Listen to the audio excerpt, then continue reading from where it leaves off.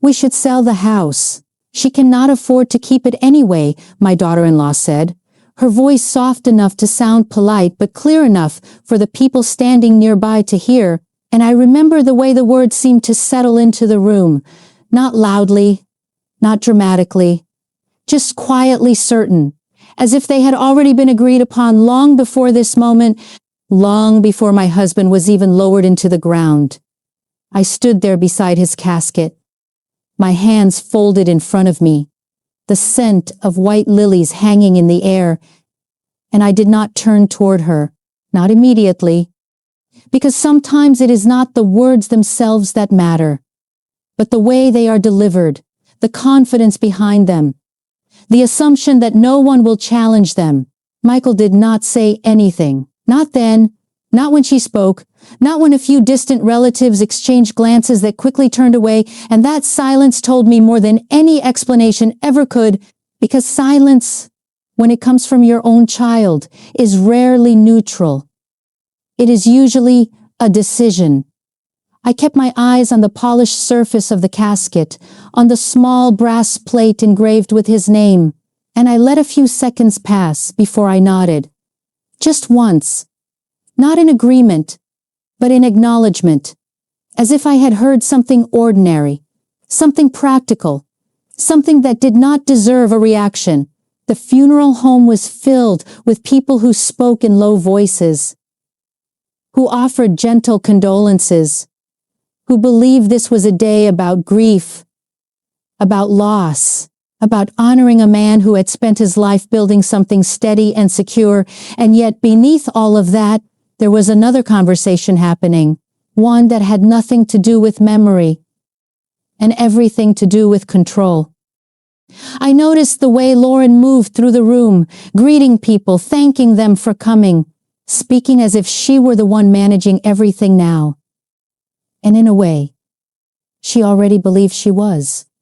Because when people think you have nothing, they begin to rearrange your life in their minds, piece by piece, without ever asking if they should.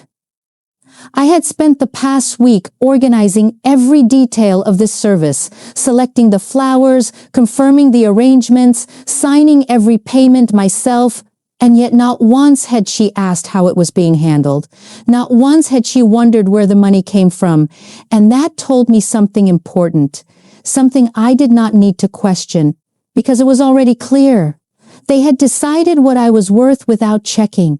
A man I barely recognized placed a hand on my shoulder and told me my husband had been a good man, and I thanked him, my voice steady, my expression calm.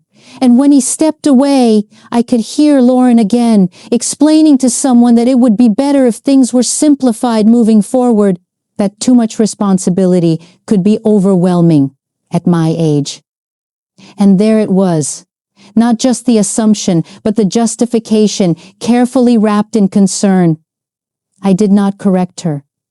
I did not interrupt, because correction requires urgency, and I felt none. Only a quiet clarity that had begun to form somewhere beneath the surface, the kind that does not rush, the kind that waits until everything is fully revealed. When the service began to wind down and people started to leave, Michael finally approached me, his expression composed, almost careful, and he asked if I was holding up all right. And I told him I was, because I was just not in the way he expected, not in the way he had already imagined. He nodded, relieved perhaps that I was not making anything difficult, and I realized then that they were not prepared for resistance. They were prepared for compliance, for quiet agreement, for a version of me that would accept what was decided without question. I looked around the room one last time, at the flowers, the chairs, the space that had been filled with people just moments before, and I understood that this was not just a farewell. It was a beginning, not the kind marked by grief alone, but by revelation. Because in a single sentence, spoken without hesitation, my daughter-in-law had shown me exactly how they saw me. And once you understand how someone sees you, you also understand how far they are willing to go. The drive home felt longer than it actually was, even though I had taken that same route for years without ever thinking about it, and I noticed how quiet everything seemed once I closed the car door and pulled away from the funeral home. Not the kind of quiet that comes from absence, but the kind that follows after something has been revealed, something that cannot be undone. When I turned into the driveway, the house stood exactly as it always had. Steady, familiar, untouched by the conversations that had already begun to form around it, and I sat in the car for a moment before stepping out. Not because I hesitated, but because I wanted to understand what I felt before I carried it inside. The front door opened easily, the same soft click I had heard thousands of times, and the air inside was still, holding the faint trace of the morning I had left behind. A kitchen cleaned before sunrise, a table set with intention even though no one would be there to sit with me afterward, and I walked through each room slowly, not searching for anything, just noticing the way the light fell across the floor, the way everything remained in place as if nothing had changed, even though everything had. I set my purse down on the kitchen counter and rested my hands against the surface for a moment, letting the stillness settle around me. And I thought about the way Lauren had spoken, the certainty in her voice, the ease with which she had described my future as if it were already decided. And I realized that what unsettled me was not the suggestion itself, but the assumption behind it. The belief that I would not question it, that I would accept it as something reasonable, something inevitable. I moved into the living room and sat in the chair Thomas used to prefer in the evenings, the one by the window where the light stayed a little longer, and I could almost see him there, not as a memory that hurt, but as a presence that reminded me of how things had always been handled. Carefully, deliberately, without unnecessary explanation, and I remember the way he used to say that not everyone needs to know everything. Not because you are hiding something, but because understanding has its own timing. My phone rested on the table beside me, silent for a while, before it finally lit up with a message from Michael asking if I had made it home safely. And I read the words once before, setting it back down without answering, not out of distance, but because there was nothing to clarify yet, nothing that required a response. Instead, I stood up and walked upstairs, the steps familiar beneath my feet, each one leading to a space that had always belonged to both of us, and now belonged to me alone, in a way that felt both heavier and clearer. And when I reached the bedroom, I paused at the doorway, looking at the room not as something I might leave behind, but as something that had been built with intention, with decisions that were never rushed, never made under pressure.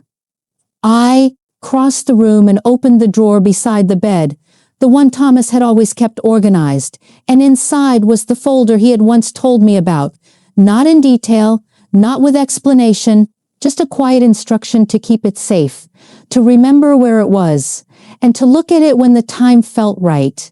And as I held it in my hands, I understood that the time he had meant was not about loss. It was about clarity, about the moment when assumption and reality no longer aligned.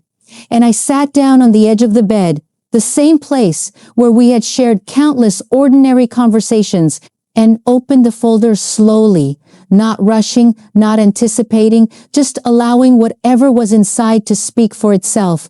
Because sometimes the most important truths are not the ones you search for, but the ones you finally decide to see. I did not rush as I turned the pages, because there is a difference between reading and understanding, and what lay inside that folder was not something meant to be skimmed or reacted to quickly. It was something built over time, something structured with intention. And I recognized that immediately in the way each document was organized, the clarity of the language, the precision of the numbers, all of it reflecting the way Thomas had always handled anything that mattered. There were accounts listed that I had never personally accessed, statements that showed consistency over years rather than sudden change, And as I followed the details carefully, I began to see a pattern, not just of savings, but of protection. Layers placed deliberately so that nothing could be easily shifted or misunderstood, and I remembered the times he had asked me to sign forms without explanation, not because he wanted to exclude me, but because he trusted that I would understand when it became necessary, when the full picture needed to be seen without distraction. I paused for a moment and closed the folder halfway, not out of doubt, but to let the realization settle, because the number itself was not what mattered. It was the intention behind it, the fact that he had anticipated something, not this exact moment perhaps, but the possibility that one day I might need to stand on my own, without explanation, without asking permission, and that understanding did not bring surprise as much as it brought clarity. When I opened the folder again, I read more slowly, not searching for confirmation anymore, but absorbing what it meant, what it allowed, what it quietly secured, and I noticed that everything was structured in a way that required my involvement, my decision. Nothing could be moved forward without me. Nothing could be reassigned or redirected by someone else's assumption. And that detail alone shifted something inside me. Not dramatically, not all at once, but steadily, like a weight being placed exactly where it belonged. My phone vibrated again on the nightstand, and this time I did not need to look to know it was Michael. The timing alone made it obvious, because people tend to reach out when they believe they are close to resolution, when they think the next step is simply a matter of agreement. And I let it ring for a moment before it stopped, the silence returning just as quickly as it had been interrupted. I placed the folder beside me and stood up, walking slowly toward the window, looking out at the yard that had never once been a burden to me, no matter how easily that word had been used. And I realized that what had been said at the funeral was not a misunderstanding. It was a conclusion they had already reached, a version of me they had already accepted as truth. And the distance between that version and reality was now something I could measure, something I could use.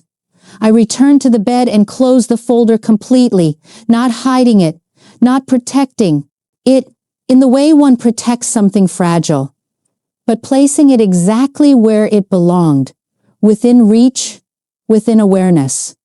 And I understood then that the next conversation would not be about explaining anything, not yet.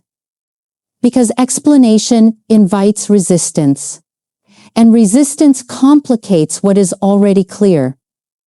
Instead, I would listen, I would observe, I would allow them to continue believing what they had already decided, because the more certain they became, the more exposed their intentions would be, and clarity, once fully revealed, does not require argument.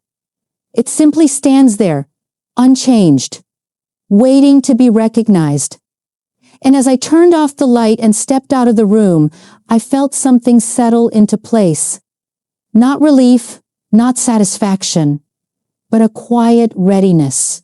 The kind that does not rush forward, the kind that waits until everything aligns before taking a single, deliberate step. The next morning arrived without urgency, but with a clarity that felt almost deliberate, as if the day itself had already decided how it would unfold.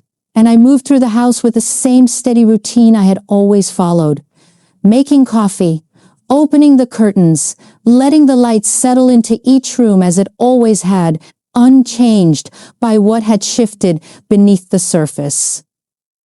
There was a message waiting on my phone when I checked it, this time from both of them in a single thread, suggesting we meet later that day to talk through what they called next steps. And I read the words slowly, not because they were complicated, but because they carried a tone that was becoming more familiar, less tentative, more certain, as if time itself had confirmed their assumptions. I responded simply, telling them they could come by in the afternoon, and I placed the phone back down without adding anything further, because there was no need to shape the conversation before it happened, no need to guide them away from what they already believed. The hours passed quietly, and I spent them not preparing the house, but observing it. Moving from room to room with a kind of awareness that had deepened since the day before, noticing the details that had once felt ordinary but now carried a different weight. The way the kitchen held years of small routines. The way the living room still reflected decisions made together, not alone. And I thought about how easily those things had been reduced to numbers in someone else's plan, to square footage, to maintenance costs, to something that could be simplified. When the doorbell rang, I opened it without hesitation, and Lauren stepped inside first, her posture composed, her expression steady, though there was a subtle urgency beneath it now, something that suggested she expected progress, and Michael followed, his presence quieter, but more aligned with hers than it had been before, as if repetition had reinforced his position. We sat at the dining table, the same place where decisions had once been made with patience rather than assumption.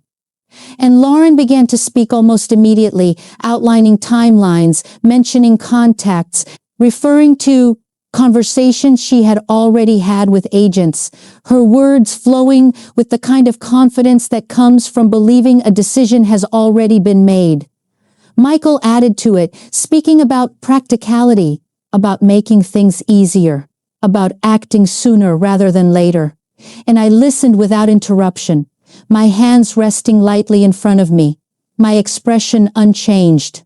Because there is a moment when people begin to reveal not just their intentions, but their expectations. And this was that moment. When they finished, there was a brief pause, the kind that invites agreement, the kind that assumes it will be given. And I nodded once, slowly, acknowledging what had been said without confirming it. And I thanked them for their effort, for the time they had invested in thinking through what they believed was best. And I told them I understood their perspective, that I could see why they had reached the conclusions they had, and I watched as a small sense of relief settled between them, as if they had anticipated resistance and were instead met with acceptance. I did not correct them, not yet, because correction has its place, and its timing matters. And instead I told them I would need a little more time to finalize my thoughts, just a few days, nothing more. And Lauren agreed quickly, almost too quickly, her confidence returning to its earlier form, while Michael nodded in quiet approval, and I realized that in their minds, the outcome had already been secured. That this was simply a process of moving towards something inevitable. When they left, the house returned to its familiar stillness, and I stood there for a moment, not thinking about what had been said, but about what had been revealed, because every word, every assumption, every carefully framed suggestion had confirmed exactly what I needed to know. And as I turned away from the door and walked back into the quiet of the house, I understood that the next step was no longer about observation. It was about action. Not loud, not immediate, but precise. The kind of action that does not announce itself, but changes everything once it is complete. The following morning did not feel different from the one before, at least not on the surface, and that was exactly what I intended, because there is a certain advantage in allowing everything to appear unchanged, while something far more important is being set into place beneath it. And I moved through the house with the same quiet routine, making coffee, opening the windows, letting the air shift gently through each room as if nothing had been decided yet. My phone remained still for most of the morning, which in itself told me something, because people who believe they are close to an outcome tend to give it space, assuming it will naturally move in their direction without interference. And I used that time not to think about what they had said, but to confirm what I had already begun, placing a call to the attorney once more, this time not to ask questions, but to finalize arrangements. He answered without hesitation, his tone steady, familiar, and when I explained that I was ready to proceed, there was no surprise in his response, only a clear sequence of steps that had likely been anticipated long before this moment, documents that needed to be confirmed, authorizations that required my direct approval. And as he spoke, I listened carefully. Not because the process was complicated, but because precision matters when the outcome depends on it. We discussed the structure in practical terms. What could be adjusted immediately, what would remain unchanged, and most importantly, what could not be accessed or altered without my consent, and I confirmed each point with the same calm clarity I had carried since the day of the service, because this was not about reacting to them. It was about ensuring that their assumptions would no longer have any foundation to stand on. When the call ended, I placed the phone down and remained still for a moment. Not reflecting, not second-guessing, just allowing the decision to settle fully into place. Because once something is decided at that level, there is no need to revisit it, no need to question it again. Later that afternoon, an email arrived. Not from Lauren this time, but from Michael, shorter than the others, more direct, asking if I had reached a conclusion, if we could begin moving forward with what they had discussed. And I read the message slowly, before setting the phone aside, not answering immediately, because timing, once again, mattered more than words. I walked into the living room and stood near the window, looking out at the yard, at the familiar lines of the property that had been reduced to numbers in someone else's plan, and I realized that what they were waiting for was confirmation, a simple agreement that would allow them to proceed without resistance. And that confirmation was something I had no intention of giving, at least not in the way they expected. Instead, I returned to the table, picked up my phone, and replied with a single message, telling him that I would be ready to talk again the next day, that I had taken the time I needed, and that I believed it would be best if we all sat down together one more time before anything moved forward, and I kept the tone even, neutral, offering nothing that could be interpreted as agreement or refusal, because clarity would come soon enough without being announced. When the message was sent, I placed the phone down and let the quiet return once more, steady and undisturbed, and I understood that the next conversation would not be like the others, not because I intended to change my approach, but because everything that needed to be set in place already had been, and from that point forward, the outcome was no longer something they could shape, only something they would eventually have to understand. They arrived exactly on time the next day. Not early this time, not late, just precisely when they said they would. And that detail alone told me something had shifted in their approach, a kind of controlled confidence, replacing the earlier urgency, as if they believed this meeting would bring everything to a conclusion. I opened the door and stepped aside, letting them enter without comment, and we moved into the dining room again. The same table, the same chairs, the same setting that had now become a place of quiet negotiation rather than shared routine. Michael sat down first, placing his phone on the table, his posture more deliberate than before, while Lauren followed, setting a thin folder in front of her, not as prominently as the last time, but still visible enough to suggest preparation. And for a moment, none of us spoke, the silence stretching just long enough to make it noticeable. I took my seat across from them and folded my hands lightly in front of me, not as a gesture of restraint, but as a sign that I was ready to listen. And Michael began, his voice steady, explaining that they had given me time to think, that they wanted to make sure everything moved forward in a way that was practical, efficient, and beneficial for everyone involved.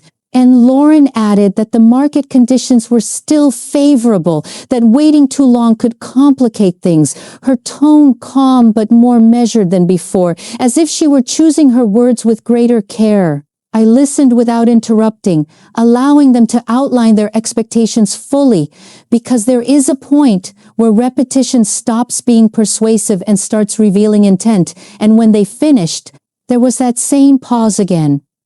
the one that waits for agreement, the one that assumes it will come.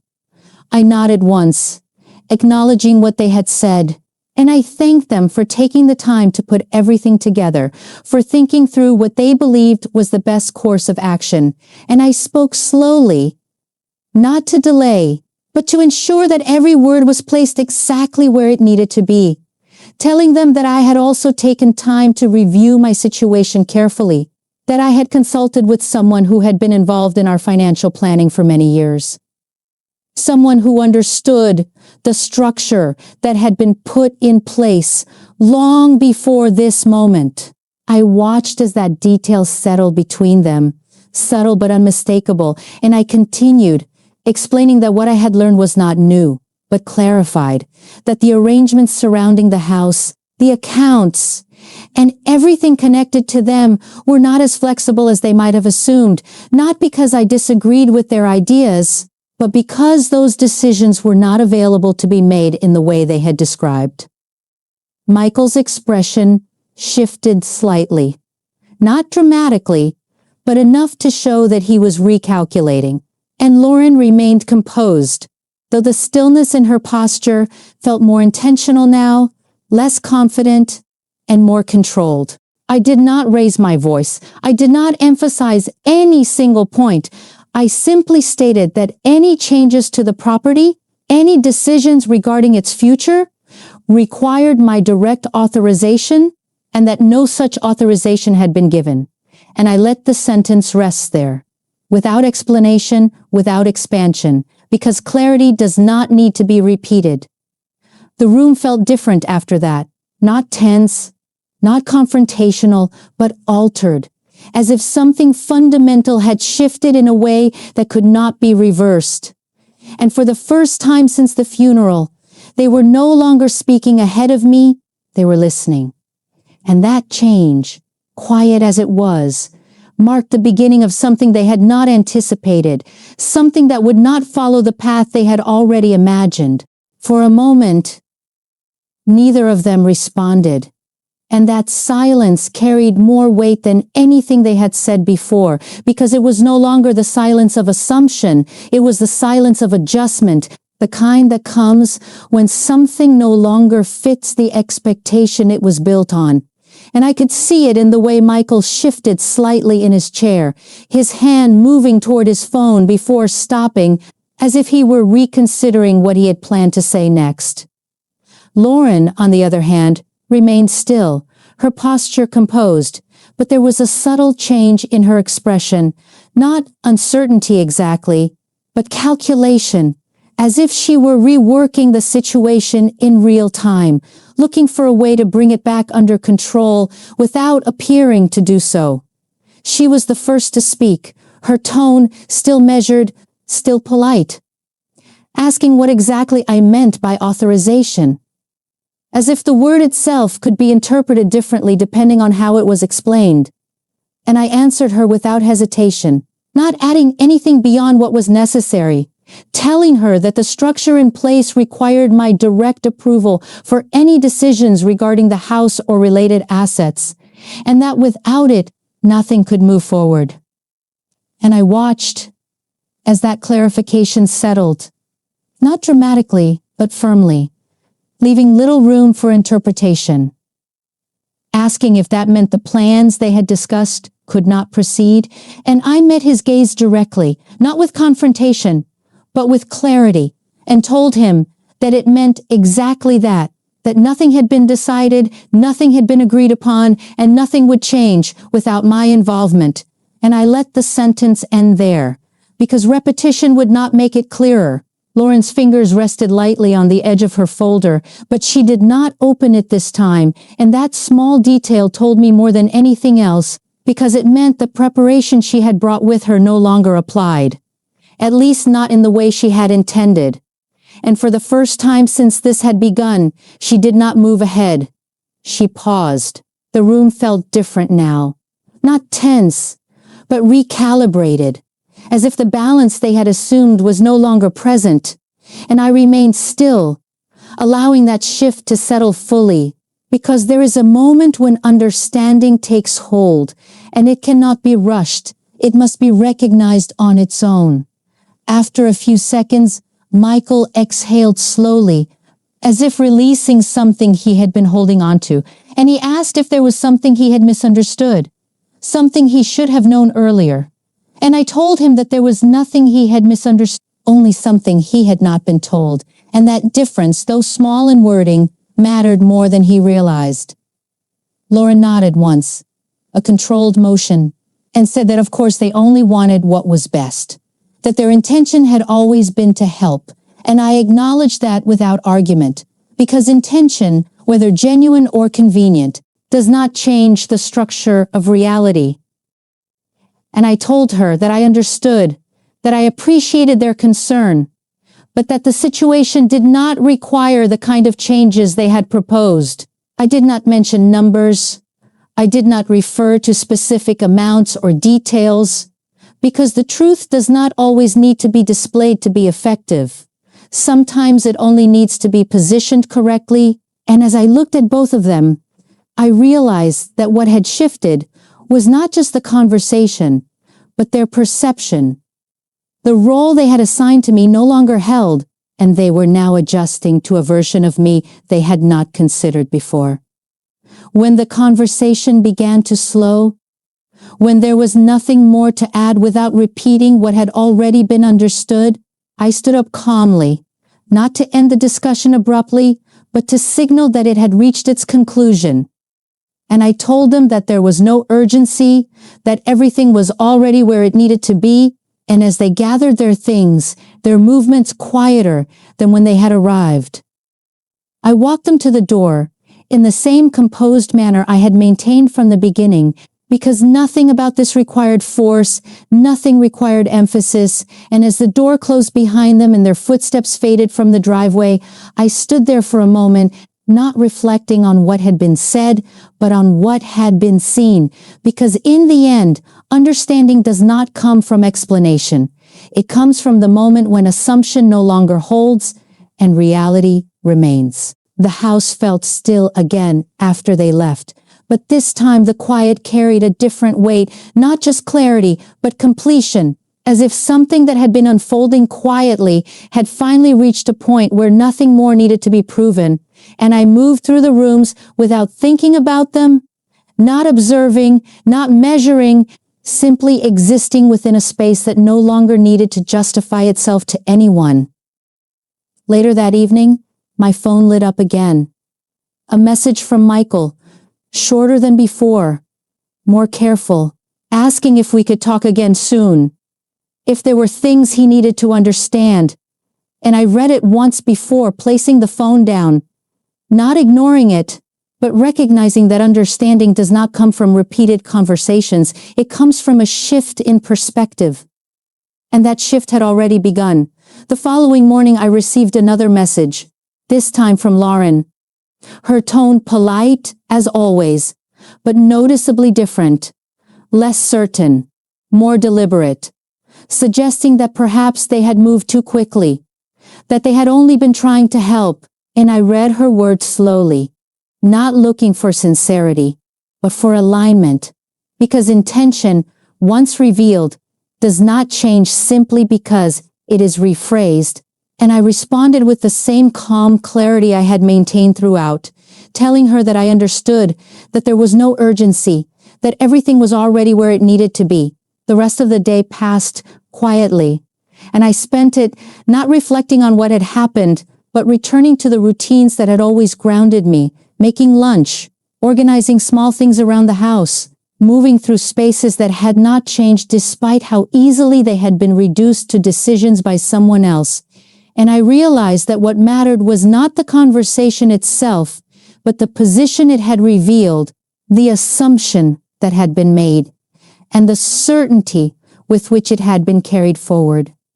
Later in the afternoon, I sat by the window in the living room, the same place where Thomas used to sit, and I thought about the way he had approached things, never rushing, never reacting to what was said on the surface, always looking at what was underneath, what was implied, what was left unsaid, And I understood now that what he had built was not just financial security, it was stability, structure, something that could not be shifted by assumption or convenience. My phone remained quiet for the rest of the evening. And that silence felt different now. Not waiting, not expectant, but settled. As if the need for explanation had passed. And as I stood up and turned off the lights one by one, moving through the house with the same steady rhythm, I realized that nothing had been taken from me. Nothing had been lost, despite how easily it had been spoken about as if it could be. And that realization did not bring relief, it brought certainty. The next time we spoke, whenever that might be, it would not be about plans or possibilities, not about what could be done, what should be changed. It would simply be about what already was. And that difference, quiet as it seemed, changed everything. Because once something is understood at that level, it no longer needs to be defended. It only needs to be recognized. And as I stood there in the stillness of the house, I understood that the story had never been about what they believed. It had always been about what I knew, and what I knew had never changed. The days that followed did not demand anything from me, and that was perhaps the most telling part of all. Because once people realize they have misjudged a situation, they often retreat into silence, not out of acceptance, but out of uncertainty. And that uncertainty lingered in the distance like something unfinished, something waiting to be addressed but no longer urgent enough to push forward without caution. Michael eventually called again, his voice quieter than before, less certain. And he asked if we could meet, not to discuss plans this time, but to talk. And I agreed, not because there was anything left to decide, but because there is value in allowing people to reach understanding on their own terms. When he arrived, he came alone, and that detail mattered more than anything he said, because it showed that the confidence he once carried had shifted into something more personal, something less influenced by certainty and more by reflection. And we sat in the living room, not at the dining table this time, and he looked around the space as if seeing it differently. Not as a problem to solve, but as something he had overlooked. He spoke carefully, choosing his words with more consideration than before, telling me that he had not fully understood the situation, that he had assumed things without asking, and that perhaps he had moved too quickly. And I listened without interruption. Not because I needed an apology, but because understanding, once it begins, should not be interrupted. I told him simply that assumptions often feel like facts when they are not questioned, and that what matters is not how quickly they are made, but how honestly they are corrected. And he nodded, not defensively, not reluctantly, but with a quiet acknowledgement that did not require further explanation. Lauren did not come that day, and I did not ask about her, because her absence spoke clearly enough, not as avoidance, but as distance, a recalibration of her role in something that no longer belonged to her in the way she had expected. After a while, Michael stood to leave, and before he did, he asked if everything would remain as it was, if nothing needed to change. And I told him that everything was already in place, that there was no need to adjust what had been built with care. And that stability does not come from altering things unnecessarily. It comes from understanding their value before deciding to change them. When he left, the house returned once again to its quiet state, but this time the quiet felt complete. Not waiting for anything else to unfold, not holding onto anything unresolved, and I walked through the rooms one more time, not to observe, not to measure, but simply to exist within them. The same way I always had, with the same steady presence that had never truly been lost, only misunderstood. I stood by the window for a moment, looking out at the yard, at the familiar lines that had never needed justification. And I realized that what had happened was not a confrontation, not a conflict in the way people expect, but a correction, quiet, precise, and final. Because once something is understood clearly, it no longer needs to be defended. It simply remains unchanged by assumption, untouched by expectation, and as I turned away from the window and let the stillness settle around me, I understood that nothing had been taken, nothing had been diminished, and nothing needed to be proven, because the truth, once revealed, does not argue, it stays exactly where it belongs.